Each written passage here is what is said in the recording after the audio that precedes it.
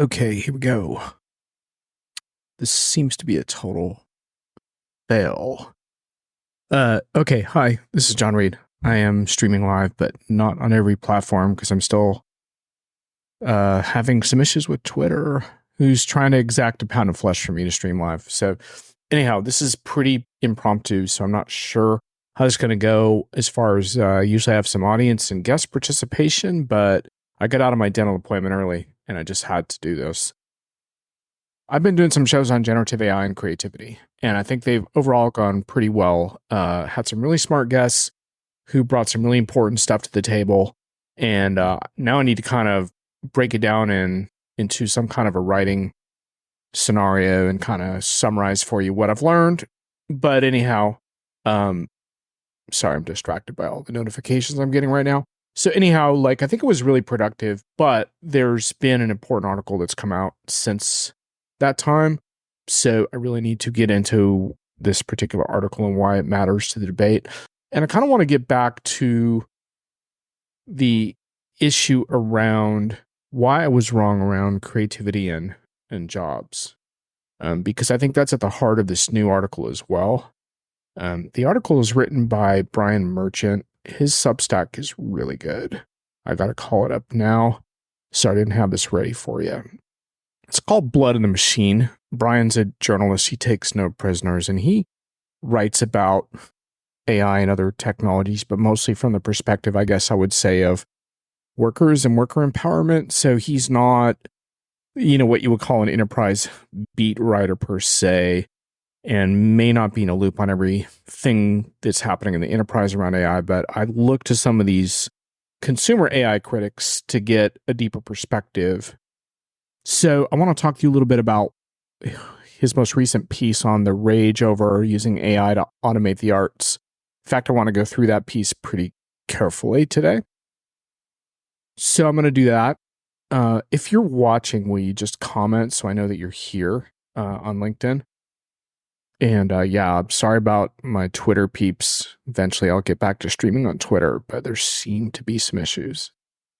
So what I wanted to talk about today was why I was wrong about generative AI and creativity on jobs, because this is an important story. I just wrote a monster blog post on Diginomica about generative AI project success in the enterprise and whether it's a realistic goal. And it's kind of a mid-year assessment. And I watched the sunrise writing this post. That's what it takes sometimes to get it done. And I'll give you just a very quick summary. You can check it out on Diginomica. But basically, I talked about a few key themes, including, that we really don't have a whole lot of customer use cases yet. What kinds of use cases are emerging? Some of the good work that vendors are doing around what I call their responsible AI architectures, because I really do want to give enterprise vendors credit when they get some of this stuff right. I think enterprise vendors done a good job of improving generative AI output. And so those responsible AI architectures have been an important focus of my work. But I also talk about how the financial markets are wising up, which gets a little bit back to this whole jobs issue and to what extent are jobs being taken by generative AI. And I generally agree with the Goldman Sachs take that AI, it's kind of a compilation of authors within that report, but basically there's one author in particular that writes about how AI is really about tasks right now more than complete jobs, because it kind of lacks a little bit of the problem-solving dimensions and other capacities that involve like a pure job. So, I was kind of saying that the job disruption is going to be more evolutionary, and I kind of still believe that, but especially with certain creative professions, it's a little bit different. Part of it is the impact on freelancers, because it's easy to, a freelancer isn't really necessarily always doing a complete job. They're delivering on spec. So that's a little bit more like a task than a job in some ways. But also, some of these areas around, let's face it, AI can be pretty good at, acceptable, suitable content on a certain level, as well as image generation and things like that. So translation services, image design services, not so much art as in great art, but jobs around that. But one of the other things I really underestimated was, when I was saying like that the job impact wouldn't be as intense on creative professionals, part of what I was talking about there was my assumption that sort of enterprises would not take shortcuts around the technology and kind of put out substandard stuff. But I was wrong. I think a lot of enterprises are looking to cut corners with this technology. And I think that's a big theme in Brian Merchant's work as well. Because I think he had a kind of similar view on tasks versus jobs, but I think he's been forced to rethink that a little bit. I think that's an interesting point, especially in the entertainment professions per se. So some of these themes are a little bit outside the enterprise context, but I will sort of tie them in a little bit. The other sort of theme was around like, which are the really cool enterprise use cases and where are we getting traction? Where are we seeing the best results? And I would say in that service and support assistance, that's one of the areas that's been the biggest focal point of Gen AI so far. That's another example where a lot of enterprises, I think, are cutting corners and either using chatbot technology that isn't as effective in terms of the architecture behind it and serving up crappy answers and bullshit that's making bad headlines, or, just cutting corners. I've heard a lot of anecdotes back channel around like cutting out too many call centers and I've got to deal with these bots and I can't escalate to humans, which is really just more poor design and cost cutting than a reflection on the technology necessarily. So anyway, that's another area where I think I've been a little bit wrong and have to take my lumps, for saying, well, it's not mature enough to handle all these things. Well, if a company doesn't give a crap and wants to go ahead, then that kind of undermines my approach a little bit. So anyhow, along those lines, creativity is one of the themes I looked at in terms of the use cases that are emerging in the enterprise context. In the consumer context, I talk about how there isn't an enterprise killer app yet for Gen AI, but in the consumer side, there is. And the consumer side, the killer apps are mostly not so much what you would call like inspiring killer apps. It's more, although I think some of the killer apps, I talked a little bit around the relationship based ones. I think there's a few sites that are doing really quite well with bots around relationships, and you have a bot companion. Some of them are adult pornographic. Let's be clear. But some of them are not, and they're doing pretty well. And I think, I don't know if that's a killer app, but it is a successful business model. And then, of course, I talk about things like disinformation at scale and deepfakes being killer apps in the context of the consumer space. And I think that's where some of Brian Merchant's frustration around generative AI comes from, is he's looking a lot at the culture and consumer impact, where I think you've seen a lot of problematic designs, Brent. Lots of poor designs for this out there. Yeah, for sure, Brent. And one of the things I got into in the article was a little bit about, I did do a case study earlier about a company that did design a good service bot experience. And I actually did an interview with another vendor I'm going to be writing about that also did. So they are out there. If you want to check my post, it'll keep you reading a little bit this weekend. If you like, relaxed hobby reading on generative AI over the weekend, I'll pop the post in there. But it's you could do a search on Diginomica for John Reed and generative AI and projects, and you probably find it that way too. But I posted the link as well. So in that context, I kind of said, okay, I'm done with the creativity videos right now. I'm going to get my dental work done. But then this Brian Merchant article came out, and I really wanted to talk about it. Also, I did invite Liz Miller to pop on if she's around. I'm not sure if she is, because she was taking some victory laps on LinkedIn this week. Were pretty funny around Google's sort of semi-surprise decision to not banish third-party cookies after all. And Liz had some points around like, told you so. So I thought it'd be fun to have her on to take a victory lap. So we'll see if she is able to pop on or not. By the way, Brent, are you having the same experience with Twitter on the live stream? Because I had a lot of Twitter people watching my shows. And anyway, I'm fixing it now, I think, but it's Elon Musk is giving me a hard time. All right. So Brian Merchant. So I told you about his Substack, Blood in the Machine, and the post that he just put out So let me grab that post for you.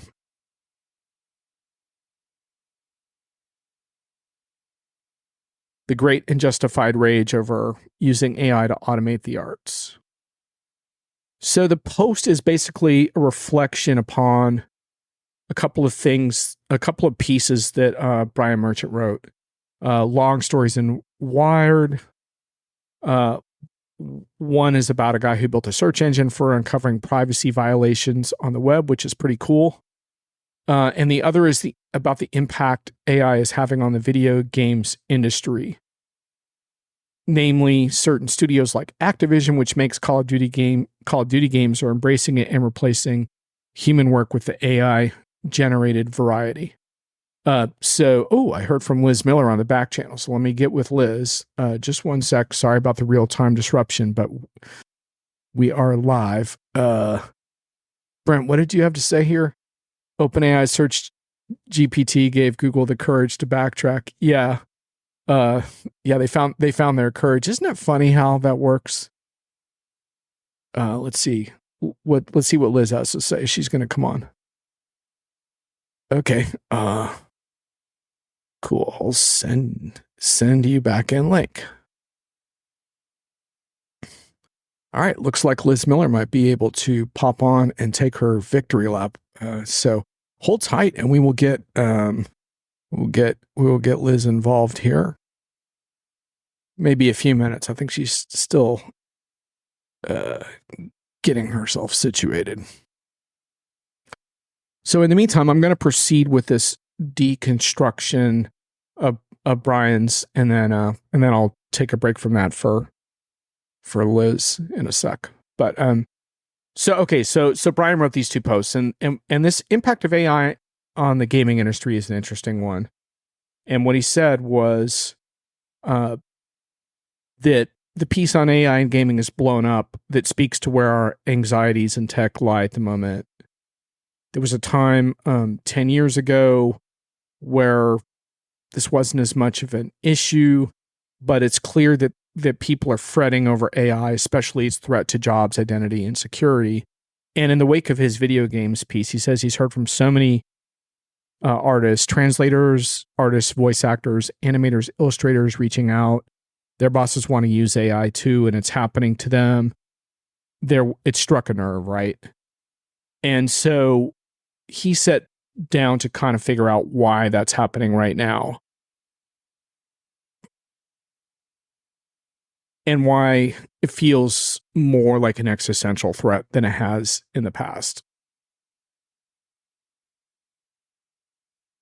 So he says, as a studio in gaming, AI and gaming piece revealed, studios and bosses very much are using AI to cut corners, shrink departments, and replace workers with AI services by hiring workers familiar with AI programs to churn out more stuff faster.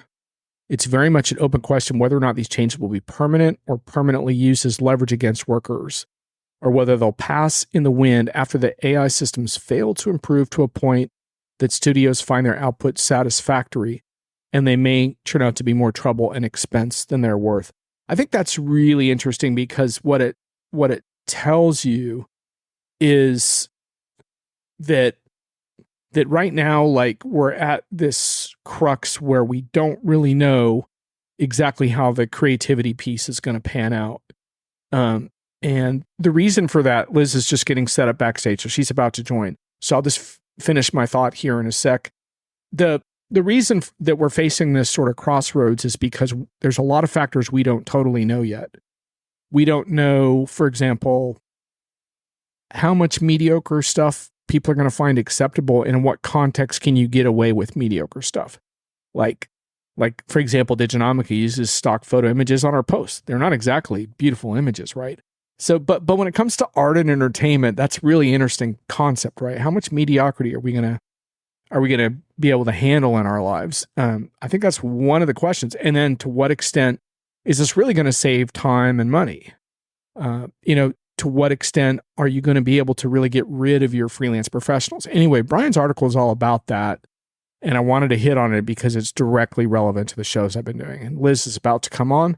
Okay, yeah, Elon's gonna make me pay a premium to live stream to X. Yep, I'm working on it. I'm gonna have to pay him as like ransom, I think. L.A. Liz says Brent, and with that, I'll take it. L.A. Liz. I'll LA take Liz, it. I got my, what up? Yeah. What up, brother? What up? What's going on in L.A.? Oh, well, I'm not in LA today. I'm actually in Seattle today. Constellation had our annual summer solstice all hands retreat where some city is foolish enough to allow all of us to gather in one place. I mean, who does that? Who didn't send a warning? I saw these group hug type pictures come out. You guys are like feeling like really tight as a unit right now. That's very chummy.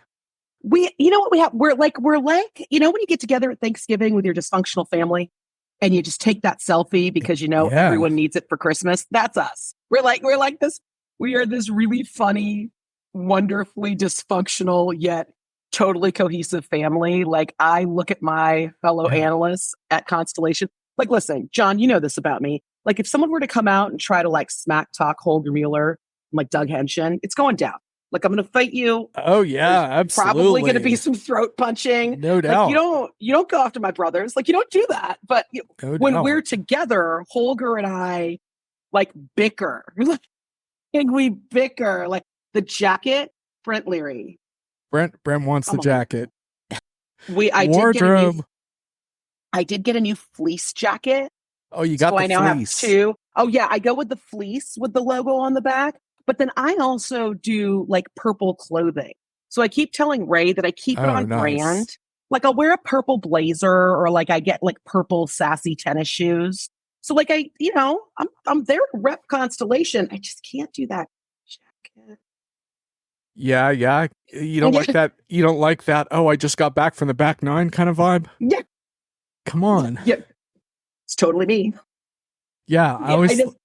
I think Ray saves a lot on dry cleaning with that jacket. He super saves a lot on dry cleaning. One of his secrets for like, financial success. It's very reminiscent of like when I realized like there was a point in like the 10th grade when all the other girls were complaining about that we had to wear a uniform. And I hit a point where I was like, no, it's pretty great. I just roll out of bed, gray skirt, white shirt, blue sweater. Like, it was, you didn't think about it. There was no planning, just out the door. And that has kind of been the hallmark of my life, John. Indeed. Well, speaking briefly of Constellation's been putting me through the ringer lately. I did a whole data to decisions use case review, which is super interesting for the Supernova Awards. So that's always fascinating, actually. So Supernova Awards, that's right. Judging, first round of judging is just over. And now we're going to turn it over to the public. I'm super stoked about it, actually. Like, I look at my categories and I know that Paul Greenberg very well might disagree with me, because I will tell you, for anyone brave enough to submit in our next gen customer experience category, you're going up against Paul, right? And Paul wants detail. He wants metrics. He wants a true story. He wants to see how you're causing all of CX. And then like these poor people are like, I did one thing over here in sales with my CRM. And he's like, no, like he just like they get jettisoned immediately. Like, well, I'm grouchy like that too. Like I thought it was really interesting in our category how, and this is my opinion as a judge, so it might be different for others, but I didn't think the Gen AI ones were all that good. And there was a real struggle. There was a real struggle to quantify the value of it. Whereas some of the other analytics stories and the analytics and automation and insight stories were really good because they tied directly to numbers, ROI, things like that. And even like other AI type stories like predictive maintenance. And that's not a surprise, right? I mean, that's what happens when you have more immature technologies, but it's really interesting to get the use case perspective on that, right? And really look at this is what's happening right now. And it wasn't like the Gen AI stories weren't interesting, because some of them were. A lot in the analytics side, it had to do with like the way in which some of these tools can bring, and I think it's true in your CX side as well, is like bringing this to more users in a more accessible way. Like that's definitely cool. It was just that it's a little hard to quantify exactly what that means in the short term. So totally. I think that what I loved about So I have two categories. I've got marketing transformation and I've got a next generation customer experience. And looking at all of those, any of the ones that had or involved Gen AI as the kind of crux of their transformative moment, the ones I thought were the best were the ones that actually were like, we thought we were going to start someplace small. Like, there was one submission, since it's going into public voting, I don't want to ruin it for everyone, but you'll see it when the public vote comes out on Monday, actually. There was one example in the marketing category where this rather large company has completely transformed their marketing operations when it comes to their creative output, because they've applied Gen AI to not do the big ideas, right? Like that's still where the creatives are. Like I was listening to you before I jumped on, right? That's where the creatives are still hyper, super creative, right? What they got rid of was let me do it in 19 shades of our brand color, right? So they brought it all in one place. So now it's not just marketing that gets all of the love of all of this amazing creative work that these folks are doing, but you can be in service, you can be in sales, you could be anywhere in the org, including field, different geos. Right. And you can pull an asset, personalize that asset for your geographic location, right? And then deploy it where it used to take like a month, because you had to put in the request. You had to make sure they got the right image. It went back and forth with the agency. So there, all of a sudden you are weeks and a couple $100s later because you wanted a different picture. You hit on something that was like the crux of the last show I did with Barb Mosher Zink on this, where she wrote about generative AI marketing. And what I wanted to get in with her was exactly this point, which is like, it's not that there's no use cases around quote unquote creativity, but it just feels like the really exciting stuff is freeing up people's time, right? By doing all the mechanistic crap that buries marketers and campaign management and, translating shit to different regions and all this stuff, right?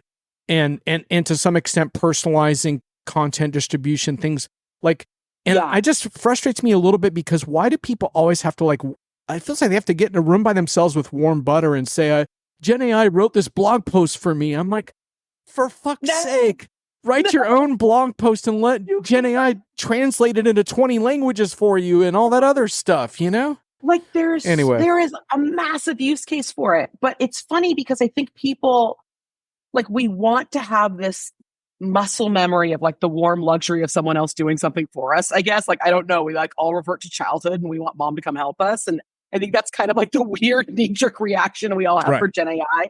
But I think the most incredible use cases that I've seen with Gen AI specifically, and I tend to split it into what I've seen with text-based stuff and then what I've seen with image and asset-based stuff.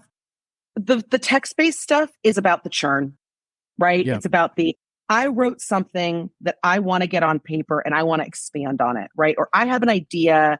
I don't know, I get writer's block all the time. I'm not like you. I can't do the let me write brilliance all the time. I'm I have a thumb. I get stuck. And so sometimes I'll go in and I'll use a Gen AI tool and be like, okay, I kind of want to write about this.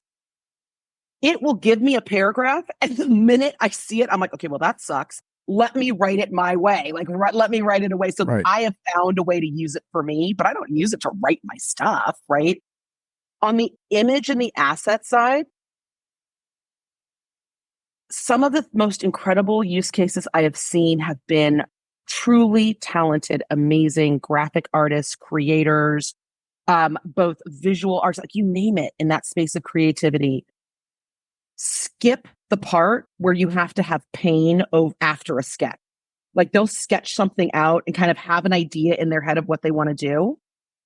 And instead of all the pain of the 90 million steps to iterate from that sketch, they apply a Gen AI on that and they get here are your first 6 options. How do you want to refine from here? Does that take away from the creative for having the brilliant idea to begin with? No. Does that take away from the fact that they were able to sketch something that I could never do? No.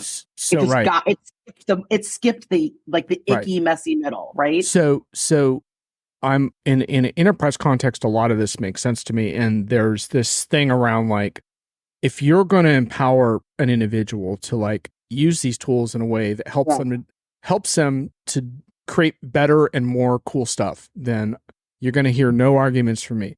But I want to read you, since we're talking about this, I want to get to Google and cookies in a second.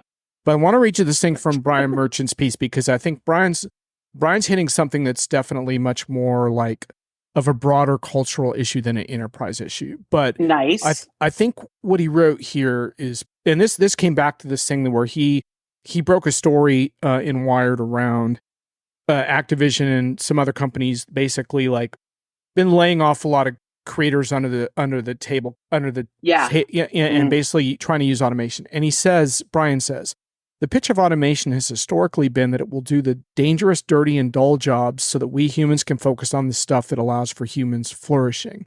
So why are we here watching concept artists lose their jobs to software trained on previous artists' work, auto-generating output at the press of a button? Why are we automating the job of translators who have a unique knowledge of their language and culture and who can artfully translate works in a new medium? Why do we want to live in a world where instead of the actual voice actor, we have AI voice actors synthesized into a mush from all those that came before?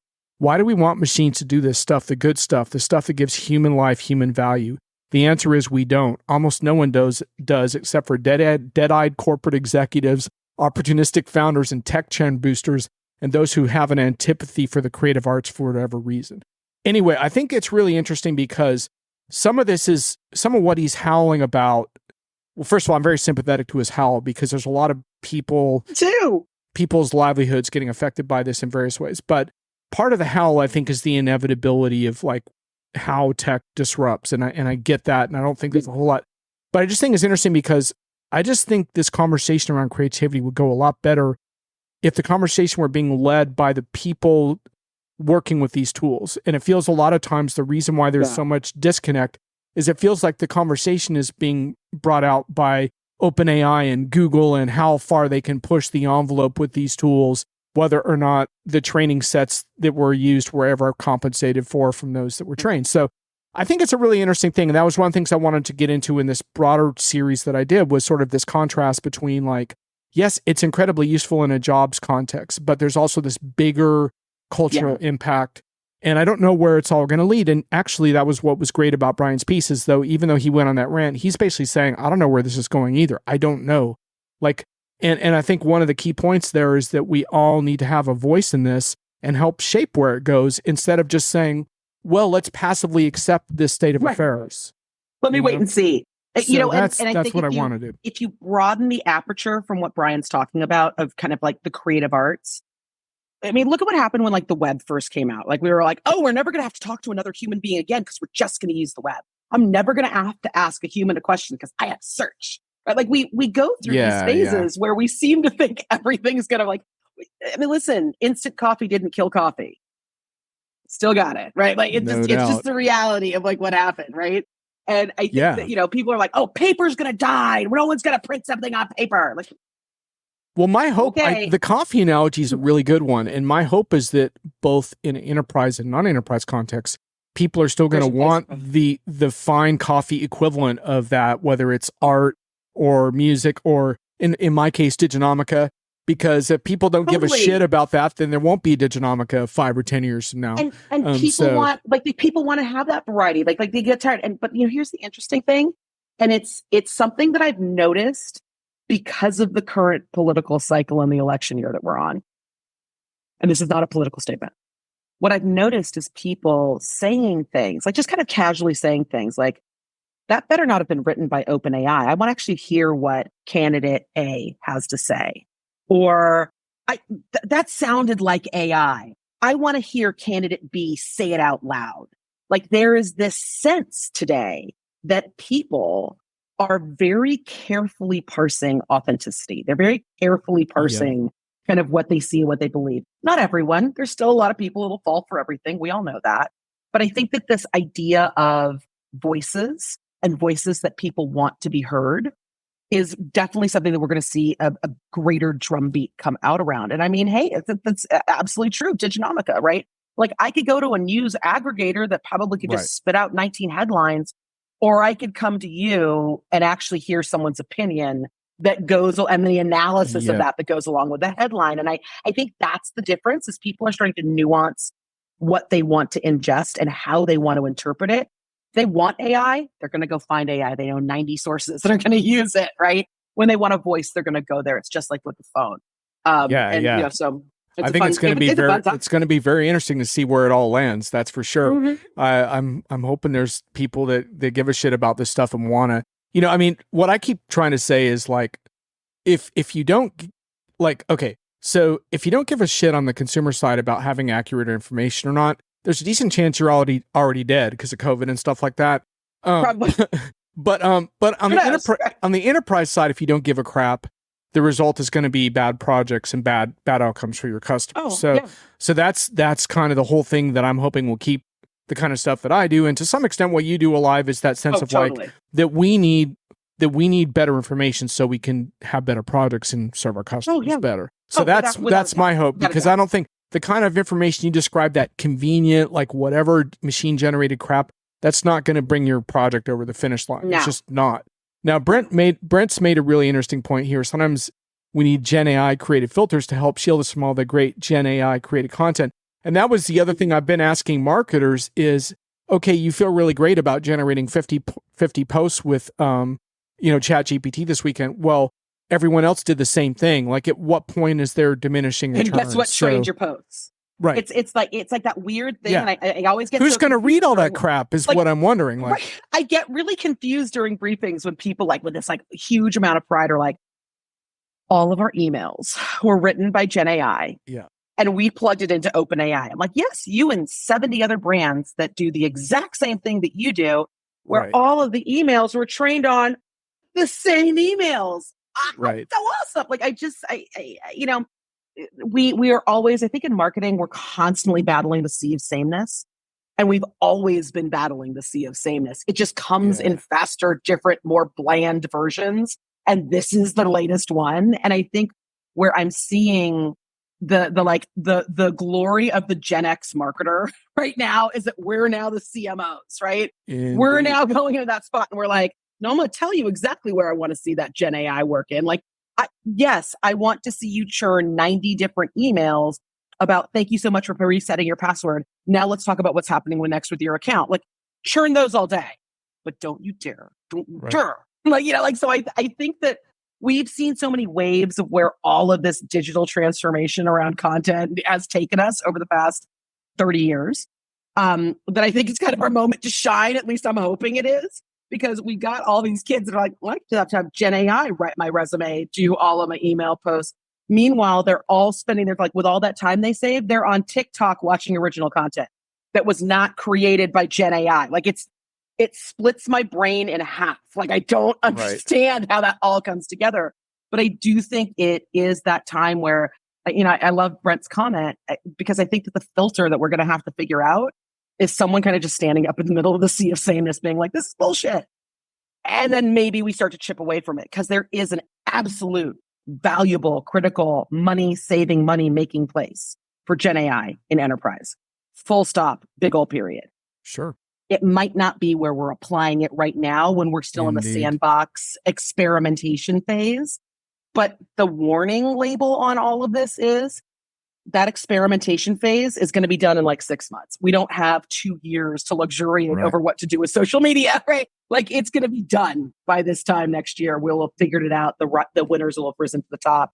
But I think it's super fun. And if you haven't gone and played with any of these, like you were saying before, like, you're all on stock imagery. I've gone the complete opposite way, John. I go on to things like Firefly. And for all of my presentations, I have now gone, and Brent, this is just for you. This is just for you, Brent Leary. I pick a different varmint to put in my presentations. And I have Firefly put them in weird situations. Like the time I had a hamster running up a growth and margin chart on a spreadsheet, jumping over piles of money. Yeah. And I mean, the way the web works, we have to have images on our articles. If we use Gen AI for that, and we took a position we're not using Gen AI in any of our writing, and that's like been established. But we will use it for images if we want to. But I don't think it's going to really honestly be much better than the stock photos. And what it will be, what it will be though, at some points is more unique, right? So like, if I really want, like you said, if I want like 5 gerbils, like chasing a executive down the street, I can get that, right? Whereas if I go on to like, Adobe or whatever, I'm probably not going to find 5 gerbils chasing an executive. I'm going to have to settle for like, can join me in this varmint parade. Yeah, a rabbit or something. We can just do this to Brent. Like, we can do this, John. Does Brent have some kind of like, he's got a varmint issue. He has a varmint issue, and it's fine. It's fine. It's fine. Brent, but I'm just saying, I didn't know about that. Wow. We call it the Brohammer Varmint Collection, and we're off to the races with this. I mean, there's nothing that can stop us at this point.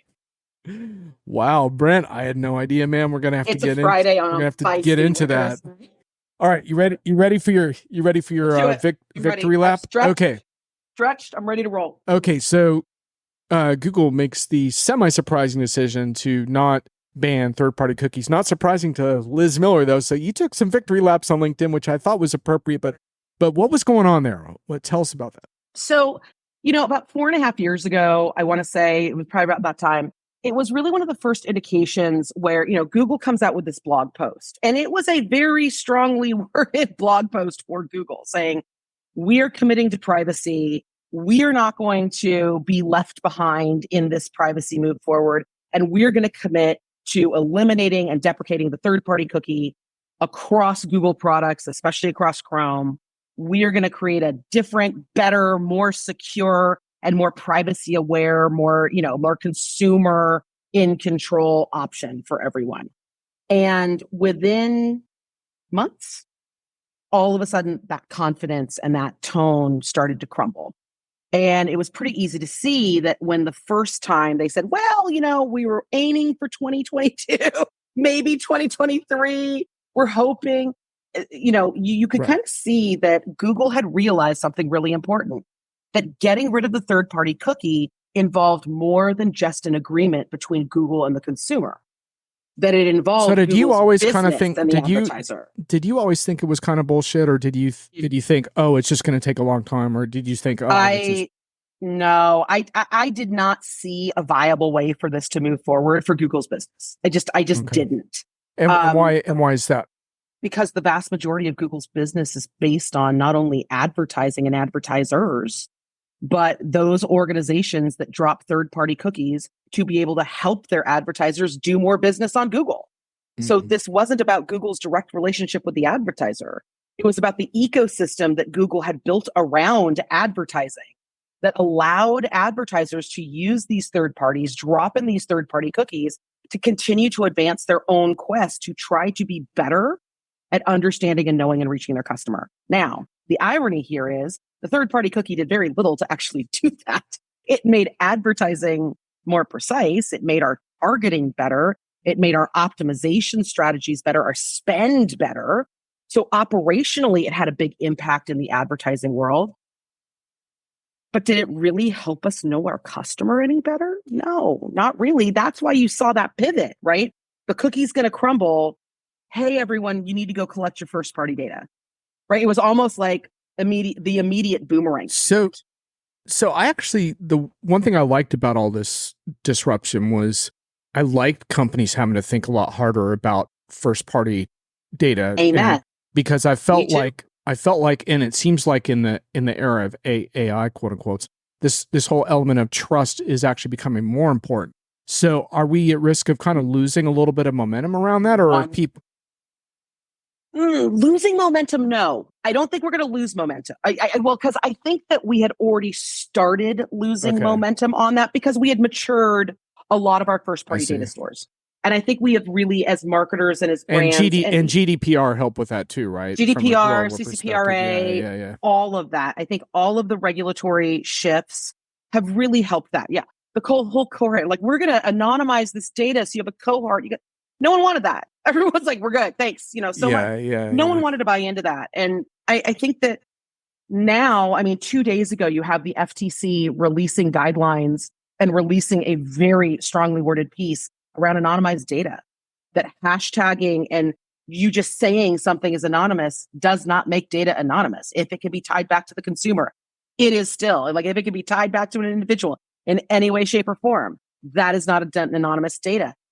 We now have an environment that recognizes where all the gray areas and where all the loopholes and where we've been hiding, and where, mediocre to bad actors have been hiding. But I think that with this whole panic around the cookie crumbling gave marketing and gave IT an opportunity to sit down with one another and say, okay, I'm going to lose all of this operational stuff. My ad agency's in a panic. I'm freaking out because I think we're totally reliant on cookies. And I'm a manufacturer of a CPG. I don't have a direct relationship with my customer. The store that they buy my product does. What do I do? And that's where the innovation started, right? Like, okay, now look, how do we collect data, on our websites? How do we ask our customers for their preferences? How do we start to ask and collect? How do we enhance profiles? Do we create loyalty clubs? They started to think about this stuff. Just as we started to get that momentum going, someone decided to come out with that ridiculous phrase, zero-party data, where I understand that some people understand zero-party data to be foundational, ergo, like it's 0 day, 0 ground. This is the backbone of everything, because zero-party data is that data that the consumer voluntarily gives you. But you know what? The rest of the market and the rest of industry heard zero-party. It doesn't belong to anyone. It's zero-party data. It's up for grabs. I can take it and I can do whatever I want with it. I'm sorry. Like, no, that's not what was meant to happen. So we already started to see some bad behaviors coming out. We already started to see, the reality was we started to see people make a distinction between privacy and safety, which are two completely different things, right? Digital privacy and digital safety, completely different. Maybe related, sometimes within the same strategy, but different. So when we started to think about third-party cookies and wanting to protect privacy, Google realized they couldn't do that. The best they could do was get security, right? They could ensure that people were not going to do nefarious things, that they were going to respect the identity, they were going to respect the consent, they were going to respect the intention of the consumer. I think that's where Google's going to focus, and rightly so. I hope that this is the moment where marketers stand up and say, we're going to do the same thing, right? We are going to respect the difference. We are going to strive for privacy, which inherently means actually aggregating less data and trying to do more based on what the customer is inviting us to do, asking us to do, as opposed to all the other machinations around data. And really focusing on the safety of what we are providing our customers and our users, right? That we are not doing inappropriate. We're not doing all the shady things. We're not training things and pretending that the data that went on our phones wasn't there. There's so many cases right now. The Patagonia case, mind blowing. I don't know if you've seen that. It's like the Patagonia lawsuit is insane because everyone should be terrified right now. Anyone who has taken data on a vendor, like any vendor who has taken data that's gone across their cloud and gone across their system and called it their data and used that to train their AI, go look up that Patagonia case. See how far you're going to get with that. Assume that your lawsuit is coming next, right? So we're entering this really interesting time when it comes to where regulators, where vendors, where organizations, and where the public are going to start making maybe some different conversations around what's happening with all this data. And could we revert to bad behavior? 100%. Do I envision the entire DMP and programmatic marketplace charging back into life after all this time? Probably not. There's still going to be a space for it, but not as big. So Brent makes a really interesting point. Privacy still ranks way lower on the importance spectrum than convenience does to consumers. And Brent, I think that's a really important point. And I think a lot of that obviously is also like culturally specific. And just focusing on the US audience, I find a shocking amount of indifference overall, where people have really opted for convenience over privacy. And I would include myself firmly in that camp, like whether it's the GPS type stuff of my phone knows more about me than my mother does, or the fact that I have these Amazon devices all over my house that listen to all kinds of stuff all the time. And and so I've made those.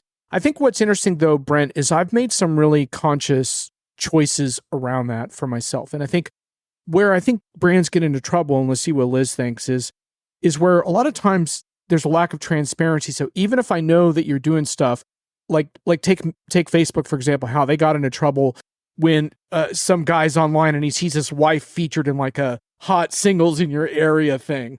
And that's within the scope of the terms of service to use your picture like that. But you didn't realize that because you didn't read the 20-page terms of service and understand the fine print of what that meant.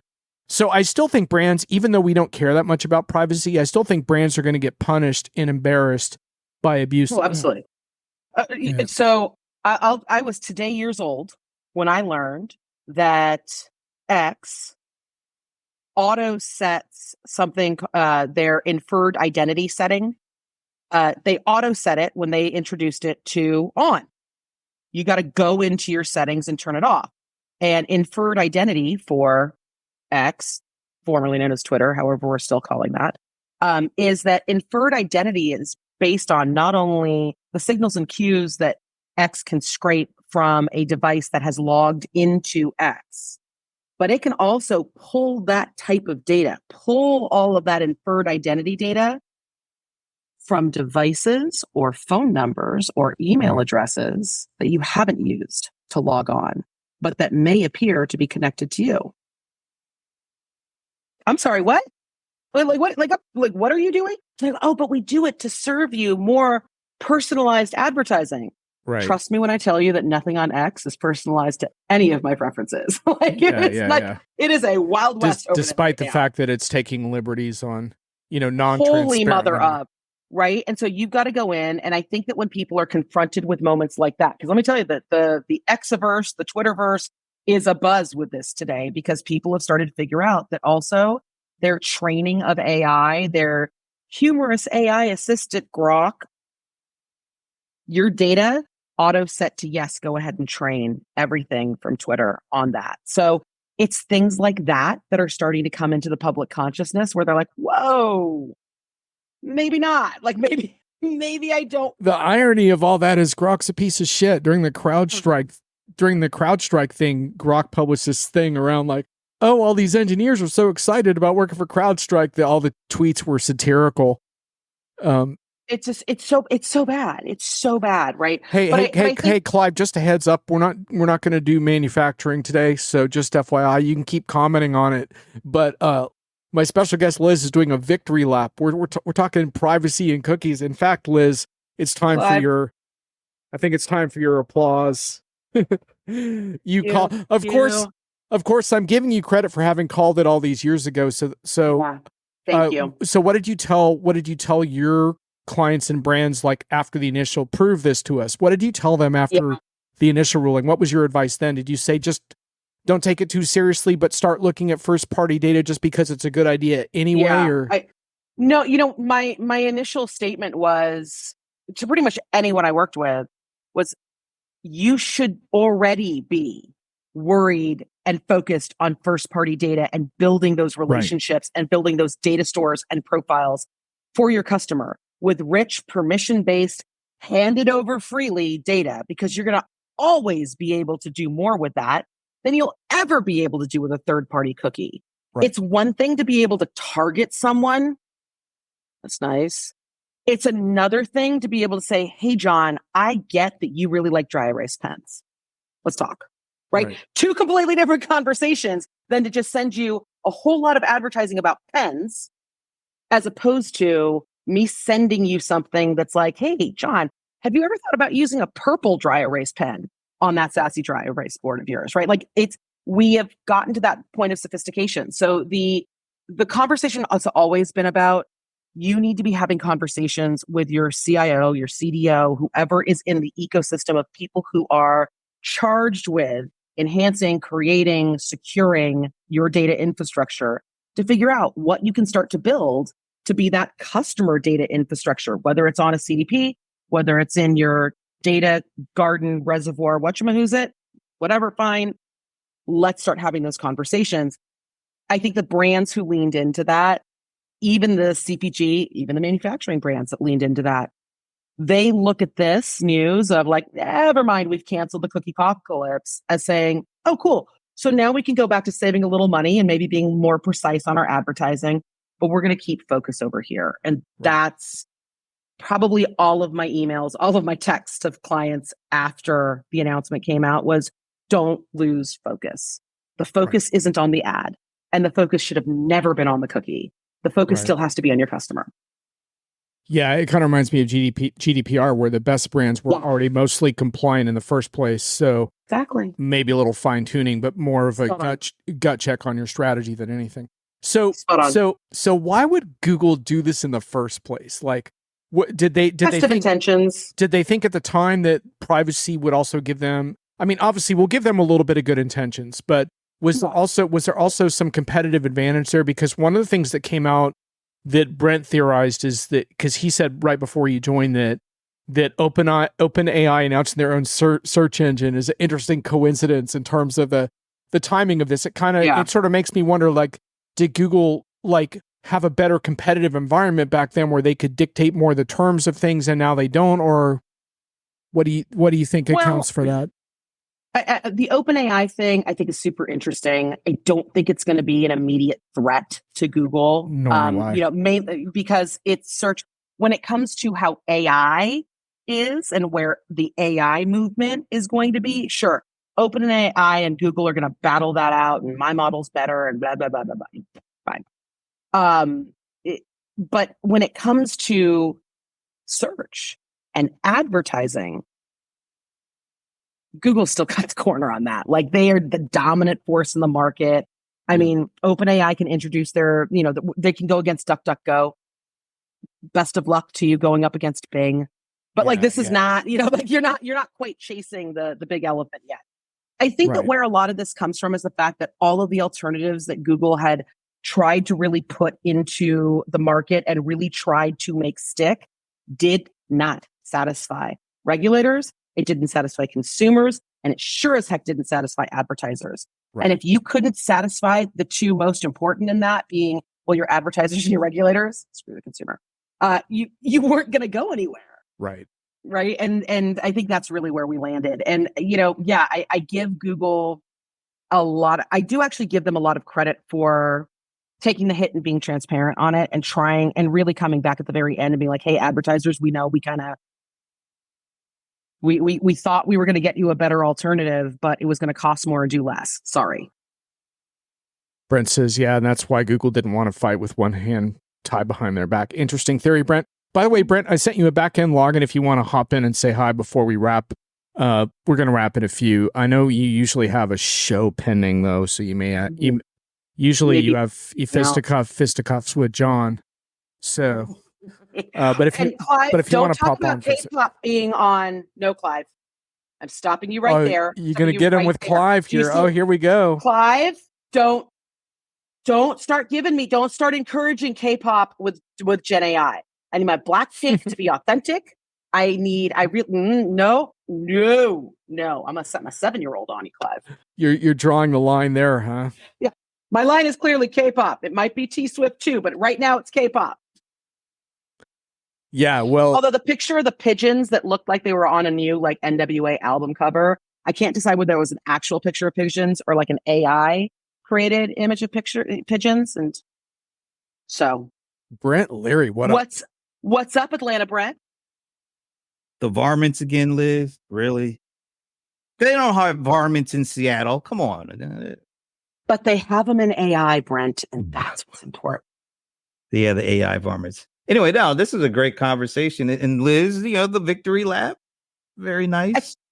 Absolutely. It's when I say crazy things and everyone looks at me crazy. That's when I figure someday I'm taking a lap on this.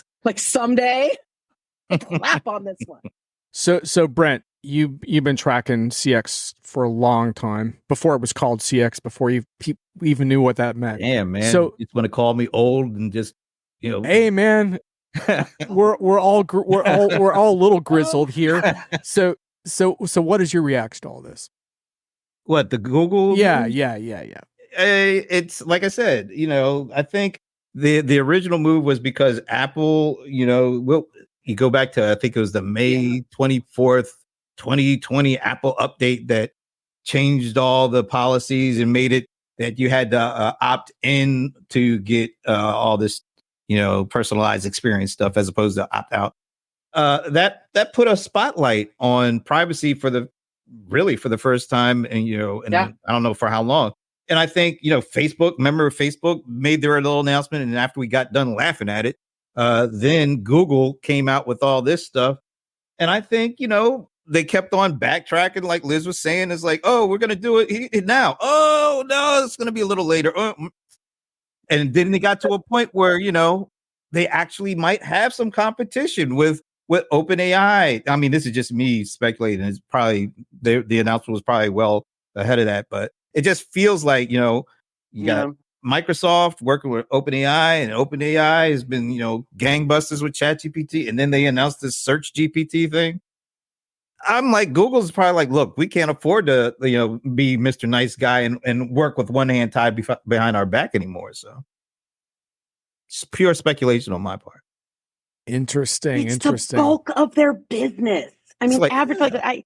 I get that we all love to luxuriate around Google Cloud conversations, and I'm not saying that we all shouldn't, but everyone's like, "Oh my God, Google Cloud's going to be so powerful."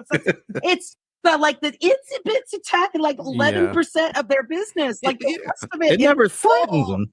Advertising, they are never going to let anything come and even get close to taking a percentage point away. Like DuckDuckGo or Brave, they're nibbling, little nibbles. I think altogether they're 2% of the market. Yeah. And but you know what? They're perfect for the people they're perfect for. Yeah. And they should exist, right? They're great privacy aware search engines, and they're fantastic if you want to have all that and they're great. But as you said, it's not going to threaten the mothership. No. But ChatGPT and Microsoft combination with what's going on with this search, I think, like I said, I'm just purely speculating. It makes sense that maybe now they feel a little bit of heat, the potential, the future of heat. And they're like, look, we don't need to be fighting one arm tied behind our backs anymore. The one I'm waiting for, the smackdown, the little swat away that I'm waiting for is Microsoft. Because if you're Microsoft and you've been fighting all this time, right, you have been fighting, leaning in, Bing, we're not giving up on it. We're still moving forward. We're going to hold on to this. This is going to be our search engine. And Bing does, every once in a while, you see a little jump in Bing, and it steals a little bit away from Google, and we all get really excited in the search world. Oh my God, Bing did it. They got another 5%. If I'm Microsoft, I'm looking over at those kids at OpenAI being I'm sorry, what'd you say? Mm-hmm. Mm-hmm. Did you? No, because you're not going after Google's lunch. You're taking a little piece of the Bing pie there. You're taking a little too much. The Bing pie. Right? You think maybe Satya got on the phone there, made a little tough love there? But it was probably more a selfie, hey, hello, Sam. You almost lost your frigging company, except for me. I got all the people that cared about ethics out of your company. You owe me a favor. Ethics, What are those? Can you take ChatGPT? I don't know, man. What are ethics, and do I need them? A couple of months ago, or maybe it was a little longer on that. Remember, Perplexity all of a sudden started looking at how they can integrate ads into what they're doing. I mean, we can't get away from look. You can't get away from money. It's the golden goose. Our attention is. Yeah, people would rather pay with their attention than with their money. And so unless that changes, I don't see a lot of things changing. Yeah. It's and the funny thing is you had said it earlier, privacy doesn't rank really high on that list of things we really have to fight for. But you know what does rank high? Don't be creepy. That consumers will rather say, I'm not going to give you my data. I'm not going to watch that thing. Even as much as I want that 10 minutes of free internet at the airport, I'm not going to watch that video because you're being creepy. Right. Ew, you gross me out. Yeah, if you cross that line. If you're not going to be creepy, I'm at the airport. Yeah, who cares about a firewall? But anyway, you're going to log on to that free internet. I have to find out if I'm a Carrie or if I'm a Samantha. Right? I need to understand that in my Sex and the City quiz. So I'm not going to read the fine print. I don't care what you do with all my data. Yes, see all of my Facebook friends Here they are. I've served up. I'm glad you explained that because I had no idea who Carrier or the other person was you were talking about. So Sex sorry. Come on. There are all these quizzes, like when you go and take the quiz, like which Avenger are you? Like I have to find out about Thor. That you will go and take that quiz. Yeah, and on that, dying to know. And on that note, thanks, Liz, for clearing the way for me to move on from the Sex in the City talk. And I got to go and fight the bold one here. So. You got to go fight it out. Yeah, have fun, Brent. Thanks for chiming in. Catch you later. This is a lot of fun. Yeah, catch you later, man. Minus the varmints, but anyway. Varmints, yeah, see you. Raccoons, bye. So, all right. Well, that was cool. Nice to have a cameo from Brent. And yeah, and grabbing me on, man. Yeah, so basically, we can look forward to being stalked all over the web by creepy brands and. Awesome. Yeah, I think we're going to see all those creepy list vendors, like all the bad actors are going to come jumping back to life. We're going to see a lot of gold coins for sale. Yeah, I hope anyone who's ever lost hair in their life is ever going to enjoy seeing all of the hair loss. Just imagine all the advertising that's on X right now. It's going to go back to being everywhere. Not just there. So I think there's one quick thing when we wrap here, which is I think that the interesting thing is that while I think you do make a really good point around X, that just because you have a lot of data on someone doesn't mean you're going to deliver a better experience to them. I think that's 100% true. But I do think that there are going to be some brands that do a really good job of taking your opt-in data and doing some useful stuff with it, right? And Absolutely. And that's where the opportunity in all this BS lies, right? Is to take it 100%. To do all kinds of cool stuff with it. Not necessarily train your AI with it, though that's certainly a possibility and that can happen.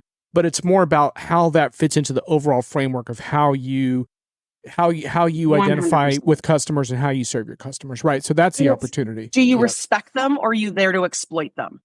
Right. And the companies that are going to lean into, I respect them and God, I want them to experience all this cool stuff that I see about my brand. And I'm going to co-create with them. Like this whole age we're walking into with AI is the opportunity for us to actually collaborate and co-create with our customers in real time in ways we have never been able to before. Brands from around the world can literally have any conversation they want to with any customer because of translation, because of all this information. Like it is cool as all get out, right? We can do that. And the more we do that with rich data where we can really have these relevant conversations, it's going to be awesome. But we're also going to have to all agree that when that annoying company that's just trying to slice through and make us buy more and do creepy things and do bad things, that the punishment is we don't do business with you. Like we walk with our wallet, see you later, peace out, bye.